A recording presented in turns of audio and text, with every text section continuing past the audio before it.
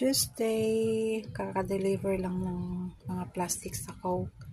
Mismo, may swak to. Mag-increase na naman daw. 1.5 na.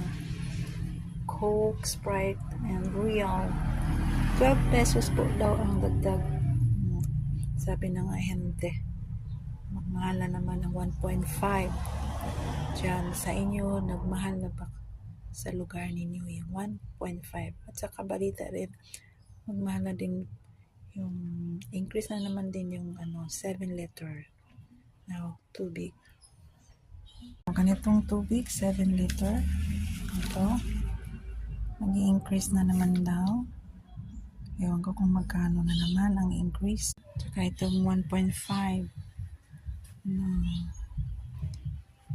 soft drinks increase na naman ng 12 pesos sabi ng ahente.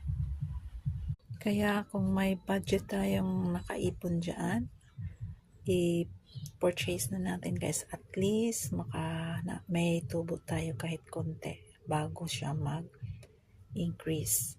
So yan lang po ang ginagawa ko kapag may ganyang increase sa mga produkto. Ayan, tips ko guys. God bless everyone.